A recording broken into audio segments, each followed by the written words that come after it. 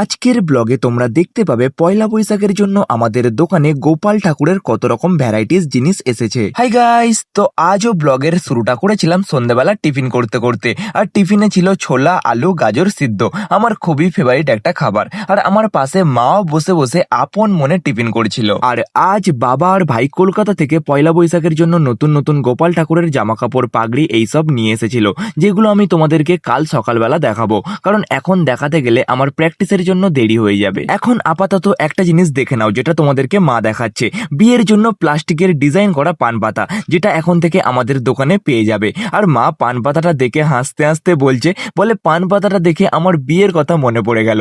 আবার বলছে আমাদের সময় যদি এরকম পান পাতা থাকতো তাহলে এরকম পান পাতা নিয়ে আমি বিয়ে করতাম।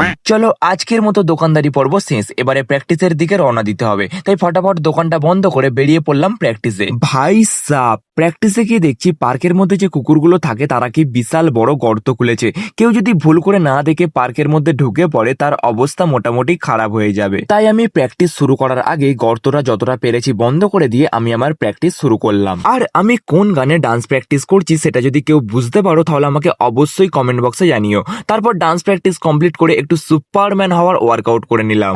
আর আজ শরীরটাও খুব ভালো ছিল, তাই প্র্যাকটিস করতে করতে ঘড়ির কাঁটা তখন রাত 12টা বাজতে যায়। চলো এবারে ঘরে যেতে হবে, আর তোমাদের সাথে দেখা হচ্ছে কাল সকালবেলা। প্রত্যেক দিনের মতোই তোমাদের প্রীতম সকালবেলা ঘুম থেকে উঠে দোকানটা খুলে দোকানের ভিতরটা ভালোভাবে পরিষ্কার করে নিয়ে ঠাকুরের কাছে ধূপ জ্বালিয়ে দিলাম।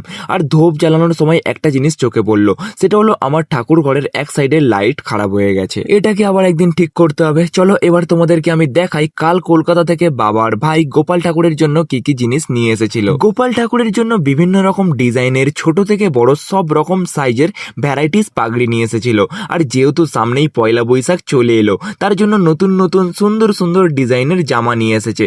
আর স্পেশালি এই চিকনের জামাটা আমার খুব বেশি পছন্দের। আর ছিল লক্ষ্মী ঠাকুর কালী ঠাকুরের জন্য ছোট থেকে বড় সব রকম সাইজের শাড়ি। অ্যাকচুয়ালি এই কয়েকটা জিনিসই আমার দোকানে কম ছিল, তাই এই কটা জিনিস এনেছিল। আর তোমরা যারা যারা গোপাল ঠাকুর লক্ষ্মী ঠাকুর রাধা গোবিন্দর জন্য ভ্যারাইটিস জামা কাপড় জুয়েলারির কালেকশন খুঁজছো, তারা চলে এসো আমার দোকানে। আমি দোকানের লোকেশন আমার ডেসক্রিপশনে দিয়ে দিয়েছি। তো আজকের মতো ভিডিওটা এখানেই শেষ করছি। See you in the next video. Till then by.